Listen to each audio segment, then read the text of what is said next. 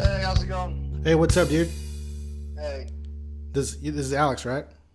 yep. Okay, cool. What's going on, man? I appreciate you getting back to me. Hey, no worries. Hey, give me 1 second, Alex. Yeah, no Let problem. me get my hands up. Hey, can you hear me all right? Yeah, dude, I'm good. I get you. Hey, good deal, man. What's going on? Nothing, dude. I appreciate you calling me back and finally getting together. Yeah, So no what? worries. What have you been up to? You working out right now or something? Just got done doing Epsom ice bath, so a little midday recovery. So I like to really, those really work then? Like you just sitting in bath, like the ice cold. yeah, I think there's a lot of religion in that ice water, man. I do either some cold water douses, with, like we kind of like slow stream a bucket down your face, over your body, and everything. Or sometimes I really push the limits on what I can do in a nice bath, and so I think there's a lot. Hey, There's a lot to be gained. have you ever tried that? What is it? That cryotherapy? Is it Yeah, cryotherapy? there's cryo. Nothing's like cold water though, but the cryo's okay. I use the cryo as a formidable substitute, depending on the schedule and what I got going on and what I have accessible to me. But no, there's nothing like cold water.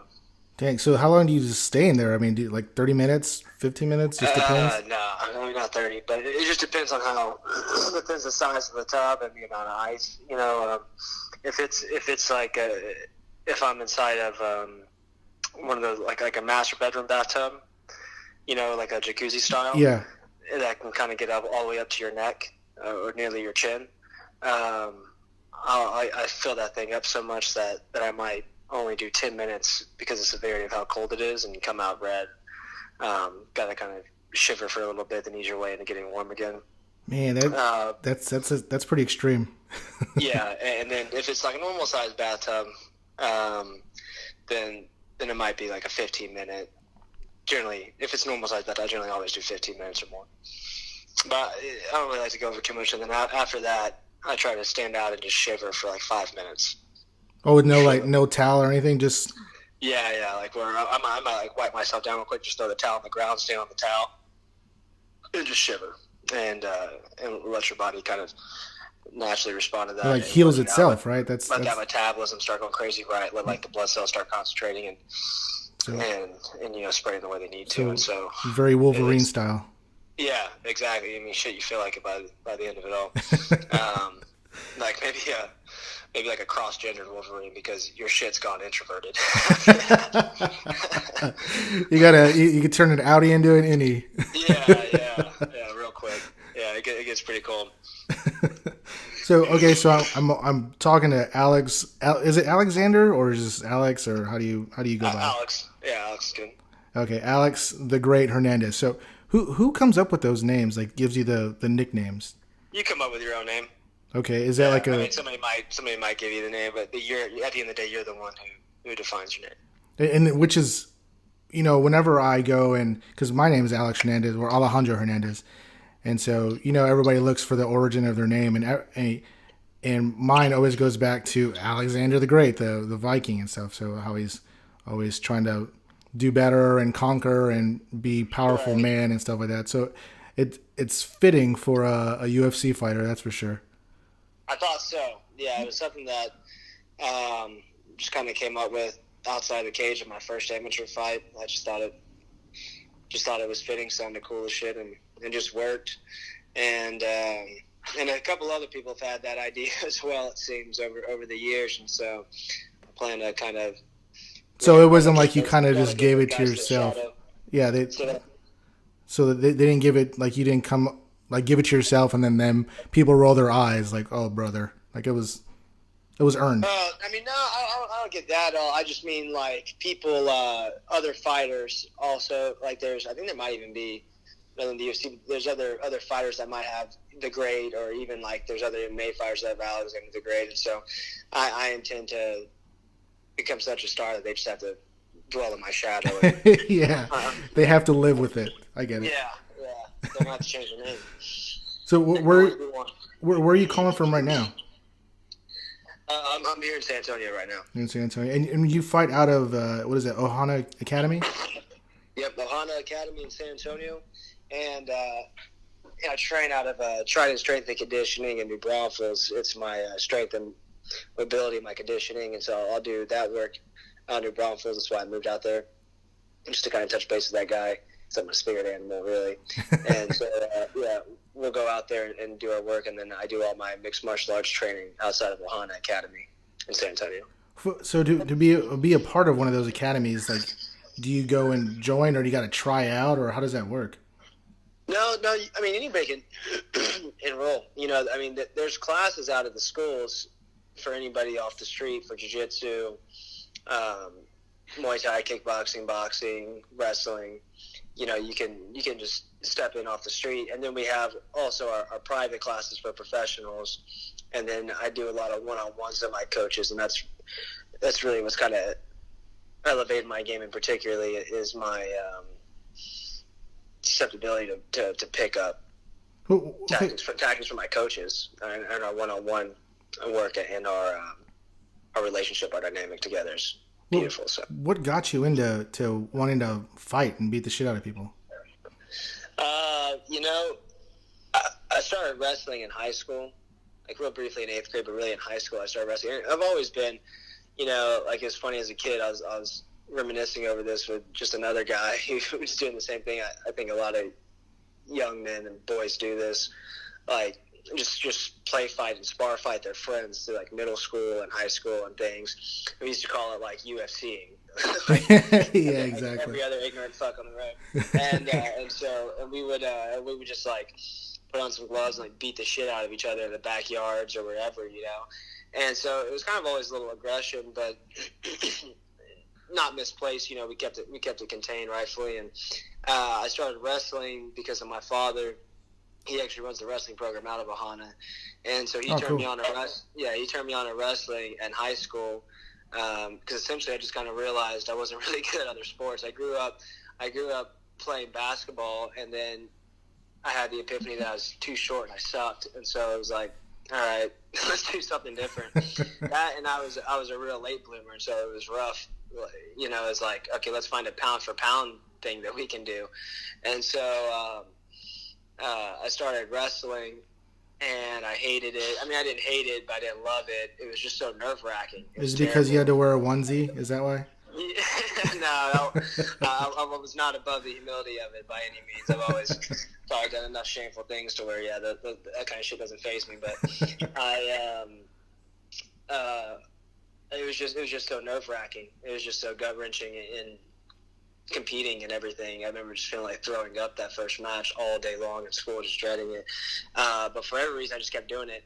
And because I could see the talent in there, I knew I could be great at it. It was just a matter of getting over those nerves. And through time, you know, you get better and better at coping with that. And so I just became a wrestler by trade, and that's just what I did. And we got a really good group of guys locally, and we traveled the country, and we just crushed it. And I ended up not wrestling in college, still trying to figure out how to let go and become really my best self. It took some time in mixed martial arts before I was able to do that. But short story, I didn't do as well as I wanted. I kind of choked at state and nationally, and so I ended up saying, fuck it. I'm just going to focus on school, just be a buff scrub and read some books and just kind of... Yeah, get that part out of the way real quick. Yeah, take that route. And so I wasn't training, just kind of again working out. Every kid gets into college, I just want to get jacked. And so like I was just working out and going to class, and my uncle, who was training at jiu-jitsu gym, blew out his knee. and he was like, "Man, I got a bit of this membership I already prepaid for. They got Muay Thai and Jiu-Jitsu. You want to pick it up?" And I was like, "Yeah, dude, I've kind of missed the knack of sweating or rolling around with sweaty dudes." So I was like, Wait, first of all, can I get a onesie, please? Yeah. I was like, what's the apparel that we're giving him? What's your requirement, please? Yeah. And so I was like, yeah, that's absolutely, I'll pick it up. And so I started just kind of going for fun, and then I found myself doing that way more than I was going to school. I would just be going during the day. I was going at night, and I found like at my university, it wasn't anything crazy. I could just, my girlfriend had the time introduced me to Adderall, so it was like, fuck, I could just stay up the night before, study for this bitch and make an A on it. I'll never have to go to class. I can just train all week. And that's what I did. And so I've taken Adderall before, and I play guitar. Just yoked. Dude, I was fucking shredding. I don't even know how to shred, but I was tearing it up, and I played for like 2 hours straight, and then I think I just crashed. Like after that, I just kind of just fell asleep. I believe it too, 'cause it's not like being drunk where it's like I was shredding and you sound like a bag of shit. No, you know? I have it recorded. It's like, no, I believe you're probably like fucking tapped in, shredding, you know? I tore it up, and I have it recorded somewhere. Like every once in a while, I'll be like, "Who the heck is that? Me?" No, yeah, it's definitely a super drug, but it weighs on you. You know, people start abusing it, and it's like, I mean, shit. Over time, you start looking like you do some meth. You know, it's a shitty thing to rely on. Yeah. Yeah. So I was just I was spending all my time in the gym, and I started really. I've always kind of had that passion there, I think, and just being physical by nature, and so. I just kind of kept doing that. The wrestling base was huge, especially the amateur. I mean, shit, you could get by your entire amateur career just taking people down and just submissions, just hugging them to death on the ground if you wanted to. Yeah. Just having a super high pedigree in wrestling. So whenever you're doing like a chokehold or something, have you ever seen Nacho Libre? Yeah. So next time you're choking someone out, can you yell out "Anaconda squeeze"? Yeah. See, that's how I felt my first submission I ever pulled off. It was that same kind of glory. Because, it's like a fucking bandage just dropped, and I had like my Lucha Libre mask and everything. But yeah, that was an awesome feeling. Because I finally like started going from wrestler to jiu-jitsu guy. But yeah, I picked it up, and it was just kind of like I was just training so much, and I was just doing it for fun. I was just enjoying myself, and I was getting better and better. And it was like, okay, well, maybe we try. There was actually this TV show in Texas. It was like a little Seguin thing that they tried. It didn't have the best run of the mill. I think we were like the one and only season of it. But it was like this pilot product in Seguin, and all these amateur dudes went out there, and they had like kind of these professional guys that people in the circuit knew pretty well, who were the coaches there, and they try to do like almost a miniature Ultimate Fight, but not really. But we'd show up every week, do a number of like physical tests, and then there'd be some kind of like square off between guys. Oh, no way. Yeah, it was kind of crazy. Can we find that on YouTube or something? Yeah, dude, it was called I'd have to go back and try to pull up what the hell it was called, but it was about 7 years ago, and it was based out of Seguin, and it was just in this big acre crop. There's like a warehouse, and then just a few acres in the back, so we could just fuck shit up in the fields and then go fight each other inside, which capture it. And so the story is, though, I was kind of building up, and they're like, "Oh, hey, let's do this little show. It's perfect little kind of gig to kind of get you going in this amateur field, and then we'll get some fights afterwards." And I don't remember what like the joy of winning this thing was, but shit, I really don't even know why you care to win it now that I'm looking back on it. Well, I mean, just to win something. Yeah, other than just saying like good competition. Yeah. But I don't think there's any kind of grand prize or anything. Maybe you get a bag of corn feed. Yeah, just like some fucking wheat, grass, and here's some barley. Just a rape shed out there in the middle of nowhere, like Seguin. So I ended up actually getting knocked out of that show. Yeah, I thought it was a bullshit call, but whatever. Lost a little match, and then a month later, I believe I had my first amateur fight though, and I won. Went really well. And this was back in 2011, 2012. I think I was 18 years old when I had my first amateur. I was 18 years old, and I'm 25 now. So we used to track. So it was about 2011. Yeah. Okay. And I just kind of, it was like, all right, well, shit, that was cool. Let's just keep doing that shit. And so, I had amateur run, and I was doing really successful as an amateur. So I was like, well, fuck it, let's just go professional, because you can just do that in MMA if you want. And I started having a good run at the professional world. But really, if I could have gone back, I would have done more amateur. I just had a coach at the time who was helping out with the MMA program. And especially, it's kind of like, it's a smaller minded thing that you see on the local circuit of like almost a rush to get paid, because a lot of guys are fighting for that paycheck. But then you can get knocked out quicker without the proper training. Yeah, well, maybe you're not ready. Yeah, or not maybe not even a knockout. For me, it was just like understanding myself and having the confidence and composure to be my best self, right? Okay. And that takes time to develop. And so, you don't need to rush that. You don't need to rush that at all. You don't need to jump. A lot of these guys, you don't need to fight. You're not fighting for money. If you're fighting for money, I mean, you already dictated the direction of your career, how it's going to be. You're going to be taking cheap, easy get-outs instead of taking, like, the route that's going to be most beneficial for you for longevity. Yeah, to get your name out there. Yeah, and so that's how I got my first split decision loss for that. Just mentally, I kind of came in a little too anxious, and I remember walking in that cage like I was in a dream.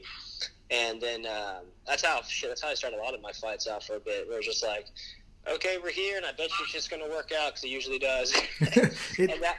Yeah. So do you still get like super nervous about it? Like, I mean, is that? No, man. I've reached like a whole new level of like thought. Like, I don't want to say a plateau to something. There's a ceiling on it, but certainly like a new pedigree of awareness, certainty, and confidence within myself. And I'm just so much more focused on like my purpose, and even maybe my purpose on a bigger scale. And maybe I'm living a fictional idea, but who cares, man? You're fucking winning. That's badass. Yeah, fuck that. Yeah, but I kind of think like somebody wants me to be doing this shit. Exactly. Well, right? Yeah.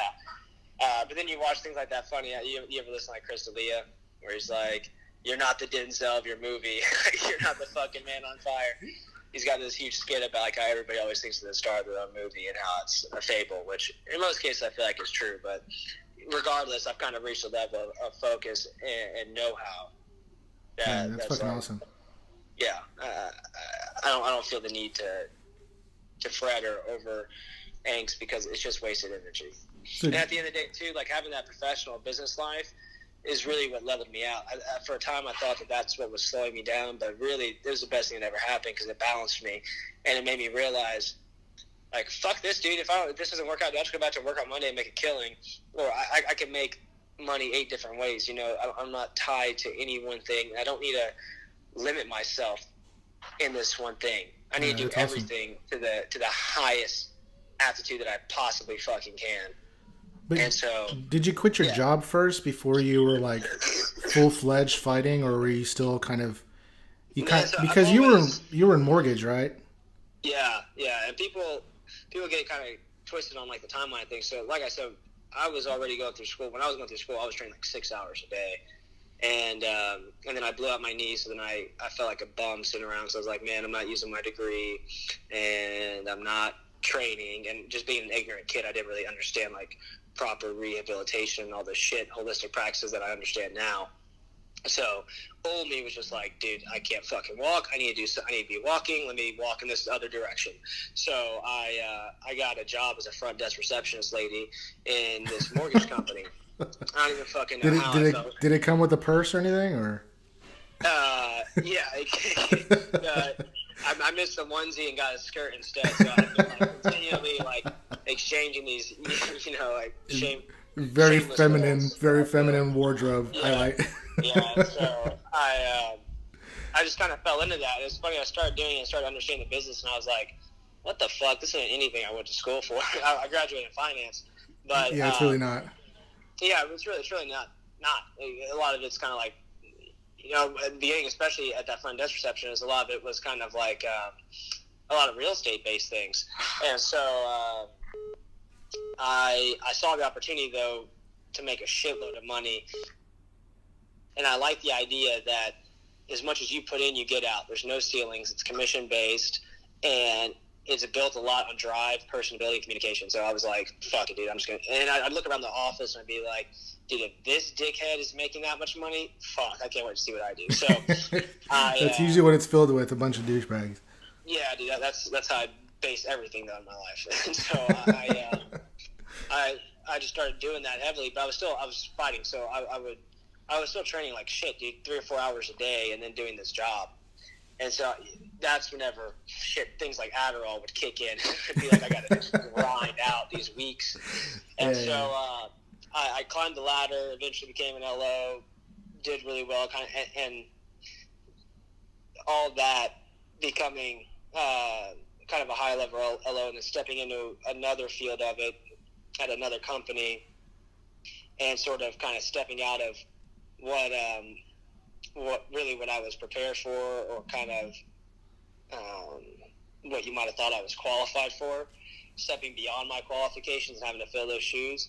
It was sink or swim, and so that shit certainly matured me and transcended like my life in the sense of even fighting, or just like certainly jumped the degree of mental confidence. Yeah, because once you get into it, you're kind of stuck, I believe. Yeah, exactly. Well, and that's what it feels like, dude. And so what I realize now is you're not fucking bound to anything. You do anything you want. And whenever I quit that job, because I was doing both, and at the time I was like, fuck fighting. I won this big contract in Texas.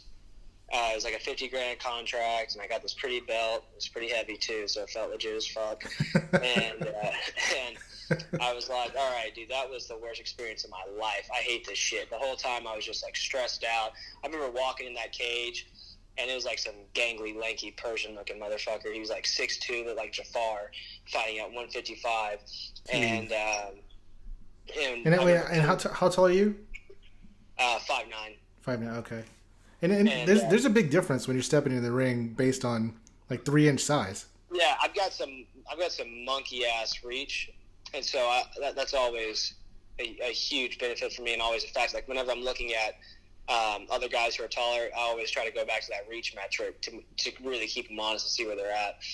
And but no, it's huge, and you just have to adjust your game for it.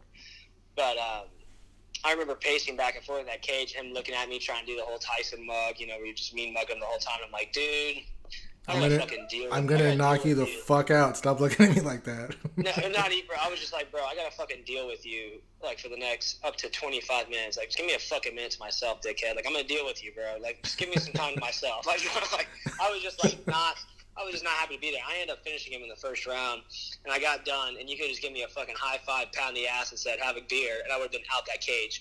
But they give you the check, and, like, Cain Velasquez put the belt on, which is pretty cool, and you had to, like, talk and shit. But I was like, dude, I am so fucking done with this. Just because I was just looking at it pessimistically, and I had to completely adjust my perspective, and that took time. So after that fight, though, it was like, I'm still going to train because I hate the feeling of regression. I can't go in the gym and have these dickheads beat me up and like them look like I'm now falling out of it, So I had to keep training, but I wasn't planning on competing at all. And mortgage business started taking off, and it got super busy in the summer seasons, as you know. Yeah. And my coach was like, "Hey, dude, LFA. It's now called LFA. It was Legacy. LFA is coming to town. They want you to be on the card. It's a national TV card. You gotta fucking do it." And I just impulsively, I don't even know why, I said yes. And I hung up, and I was like, "What the fuck did you say that, dude? It's July, bro. What are you doing? Like, you got like all this work. You don't even care to fight. Like, why are you doing this?" I think this is like 2016, maybe 15, and 16. And yeah, it's been getting busier. Yeah, and so I just bitched about it. I was training and was bitching, and I remember like 2 or 3 weeks out, I was like, dude, can we just pull out this fight? And he's like, dude, you're not pulling out the fight. Just do the fucking fight, and then afterwards you're going to be done? You can be done, but do the fucking fight. And I was like, all right, fine. So I finally stopped bitching at the last few weeks. Went out there, and my whole mindset out there was just like, let's just go out there and just fuck some shit up, because at the end of the day, this isn't even what you're doing, bro. You're going to go back to work on Monday, and you're going to go be a fucking business tycoon. And, see, that's going to be like one of the coolest like feelings, knowing that this doesn't... That was like the first feeling of liberation, where it was like... It doesn't decide your fate. It doesn't decide my fate. Like, I'm just going to go out here, and I'm just going to go do my thing, and just go show some talent, and if it doesn't work out, who gives a fuck? Like, I'm going to go back and try to be Leo out of Wolf of Wall Street, king of concrete jungle, doing lines off stripper titties and just having a fucking jolly old time. I think he did it out of the, wasn't he? Didn't he do it out of the butthole or something like that? Dude, I'm not scared of any orifice. But... Hi, it's me, Alex, host of the Finding Stacks podcast. I just wanted to take a moment in the middle of this wonderful episode and say thank you for tuning in. I know it's old school, right? But it's true. There are literally thousands of podcasts out there, and you could be listening to any one of them at this moment, but you aren't. You chose this one, and I'm truly grateful, so thank you. And I mean that from the bottom of my heart. And if you enjoy what's being played in your ears this far, why keep it to yourself? You gotta spread the word! If you have a few seconds, please take a moment to rate the show and write a little whimsical review about it. Or you know what, maybe you hate the show, but just know I don't hate you. I love you. I love you very, very, very, very, very, very much. But you don't have to take my word for it. Yes, another old school phrase. Hey there, Randy Jason Sklar here, and you are listening to us on the podcast Finding Stacks. Hey, this is Bill Watterson, and you're listening to Finding Stacks. And if you're not, then what the hell's wrong with you? And how the fuck did you get this fucking message? Be sure to follow the show on Twitter and Instagram under the name @FindingStacks. Or if you really want to get saucy, email me any sorts of complaints, concerns, praises, rants, what have yous, to findingstacks@gmail.com. And for additional content, you can visit www.findingstacks.com. Now go on, enjoy the show.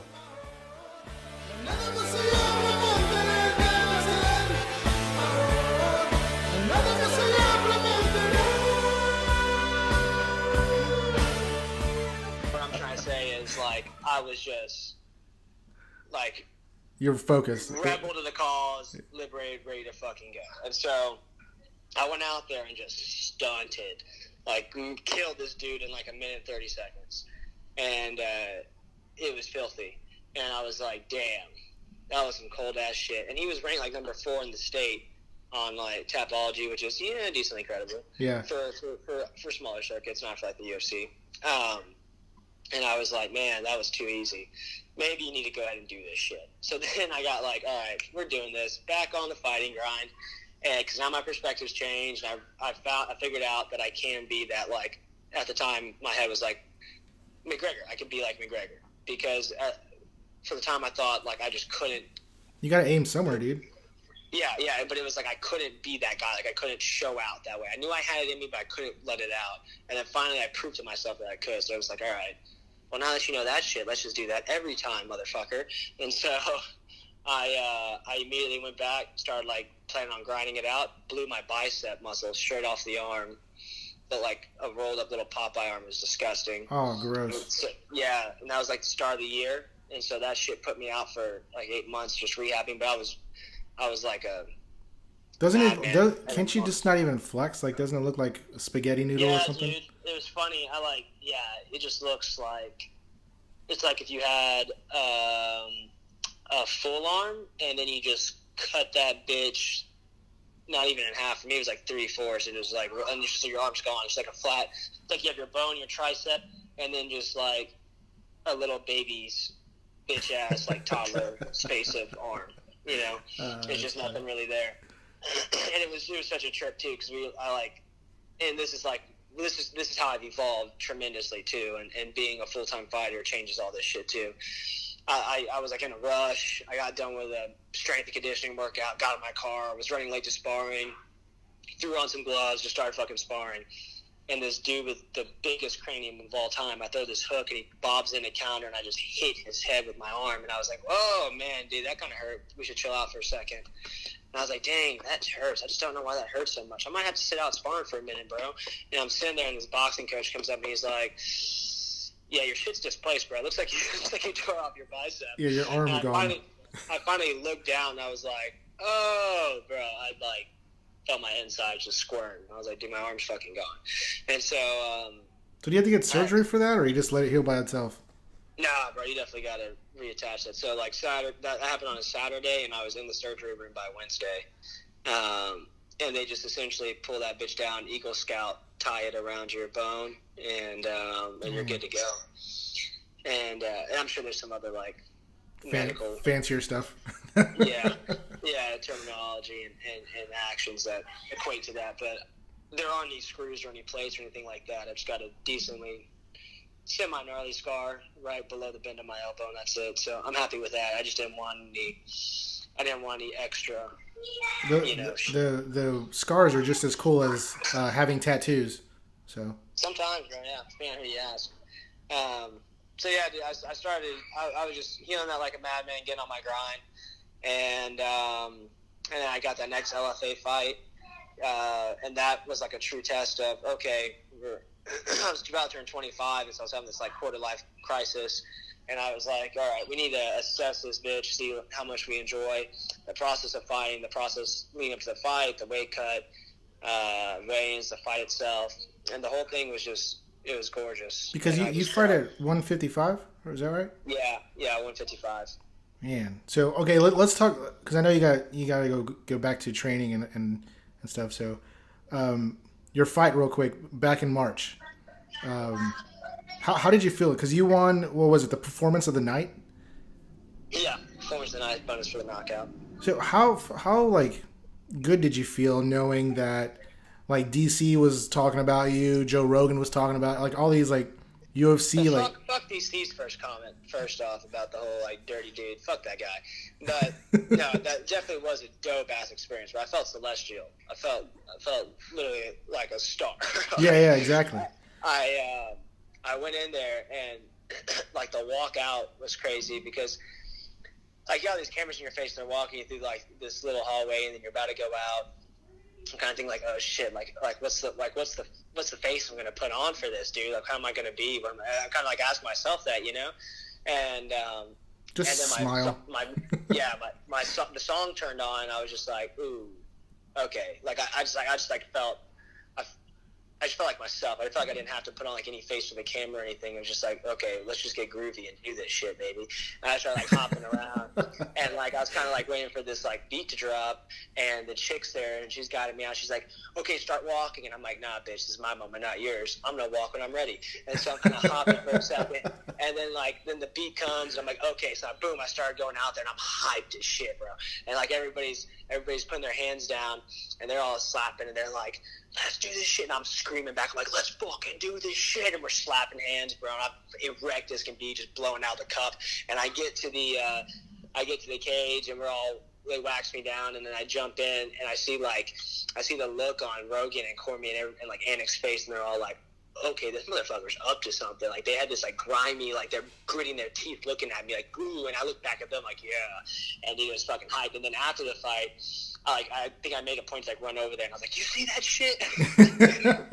Yeah, it was cool, dude. That was, I mean, not even that part, but just the whole experience. Yeah, no, exactly the whole experience was, part. But the whole experience was just fucking insane, and I never just like I've murked many a folk, but I've never just like started someone like that on the feet. So that was, now that I know I can do that and do that with my left hand, it's like, ooh. I know that was a nasty fucking left right there, man. Yeah, so, I'm right-handed, so I was like, man, that's bad news. Bernstein Bears for the other boys. Exactly. So, whenever you're fighting, do you ever watch film on your opponents? Because you have another fight coming up next weekend, right? Yeah. I spend a little bit of time. I don't like to overdwell on that shit, though. I never have ever in my career, and a lot of it's because part of it is because we were so young in the game that people can change a lot between fights, and so I didn't want to over-analyze anything, right, or expect things. Yeah. Another part was, and it's the same mindset I carry now, is my greatest adversary is myself. I'm just constantly trying to evolve as a human and as a fighter. And if I can go in there as composed and confident as possible, I mean, you have to put a fucking gun to my face to stop me. It's going to be like, there's no way that guy can deter me from winning. And so I try to watch just a little bit, just enough to understand their patterns to some degree. I like to understand their mind, the way it operates, and just what they do. I like to hear some interviews of them, but I don't want to wear them. I don't want to like watch them to a degree to where I'm overthinking them or over validating them. Dare Use, for instance, we had a very short time to prepare for the fight, And I just want to go in there feeling as godlike as possible and not give him any accreditation for just being as experienced as he was, or like beating up the guys he had, beating up, or like dudes he's fought. I didn't want to over-accredit that. And so I just wanted to focus on myself above everything. And there was one day, actually, where it was late at night, and I just got fucking Curious Georged into, like, looking at a little too much tape. And the next day I woke up and I was, like, wearing him. I just shake it off and screw with me. And so I don't like to do that. I don't like to overanalyze any of these guys. If I can just be my best self and go in there feeling as right, because like you'll figure it out kind of like the way you figured out exactly these last 7 years of your life. You'll just figure it out. If you're loose and you're flowing, it's over. It's just over. Okay, so July 28th, it's UFC on Fox, right? And you're UFC on Fox. And you're going to be battling Olivier Aubin Mercier or something like that, right? What is Some shit like that. Is he a fucking French guy or something? Stanky old French-Canadian guy, yep. Okay. Yep, that's the one. So I'm stoked, dude. I'm super excited. And I just got, what is it, like 11 or 12 days? I just got to levitate the way I am on over to that fucking cage because everything's in place. Weight's great. Obviously, the cardio is great at this point, and the game plan's right. So when do you start talking shit about them in front of the camera? You know when to ask you those questions and. Yeah, it's just whoever asks the right questions. I don't like playing shit talk. I don't really plan anything. Shit, I don't plan anything for anything ever. I know, but I'm saying like whenever we're about to watch a UFC match or any UFC match or boxing, they're always interviewing the opponent to have them say like what shit they want to talk about their opponent. Like, yeah, I don't know. I've already gotten questions like that. Like 5 weeks out, I had UFC Fox come on over to the gym, which was super cool, and follow me for the day. And I've had different interviews. And so as far as when they start dropping that shit, I don't know, probably the week of and then like right beforehand. And sometimes they do a shitty job of like they'll ask you a question, but maybe you didn't they need you to like preface it right, or sort of like build like they'll say, what do you think of if you had Olivier on the phone right now, what would you say? And you just respond, but then maybe they'll be like, oh, we need to like they need to like soundbite a certain way and they cut a certain way, so by the time it comes out you sound like a fucking idiot. So they do a lot of editing. Yeah, but no, I mean it just depends on who's asking me what and what kind of mood I'm in that day. But I generally I don't really pre-plan too much as far as when they air it. I mean, I guess it's probably right before the fight. All right, and then you were in Canada not too long ago, right? I was. Yeah, beautiful spot, dude. I had no idea what Canada was about. It's about a lot. It's a cool-ass place to be. What were you doing there? What was the purpose? A lot of sexy accents. I was doing a lot of Asians, too, man. Like an overwhelming amount. I didn't see that shit coming either. Forgot where I was for a second when I got out of the airport. I was there for a video game, for the UFC video game. So are you actually going to be in the EA game? Well, fuck yeah, dude! I didn't go there to throw on that ballerina. Well, I don't know. Maybe they wanted you to, because they're like, you've been wearing this before for years. You're used to it. I know it's gonna be a nostalgic thing for you to put on some trinkets and a fucking one piece and dance around. No, I definitely went there with the intent of being in the video game, and yeah, you bet your ass me in that fucking video game. That's fucking amazing. So I've just been praying to the EA guys they don't fuck me on the stats. Right, that's what I'm thinking. Like, what do they give you on strength and endurance? You're like 50. Fuck you. Yeah, what the fuck? Yeah, I guess knockout power. Stamina. My chin's weak or something. That would suck. Well, that's fucking awesome, man. Do they give you like when it's coming out, or they're just like, thanks, see you later? It's funny. I kept meaning to ask them that shit. Like every single time, but I guess they'd say something, or I get distracted. Just better conversation would happen. And I never fucking asked them, hey, P.S., when am I going to be in this shit? Like the whole reason we're there. I had no idea why that wasn't a more impeding question for me to ask. But you're just excited. I'm just gonna wait for those videos to drop my DM of just getting knocked the fuck out by other people. Yeah. That's all my teammates are gonna do. So once I start getting those vids, everyone will know probably by the time I know when that shit happens. Do you have any any family, like a spouse or kids or anything like that? Yeah, dude.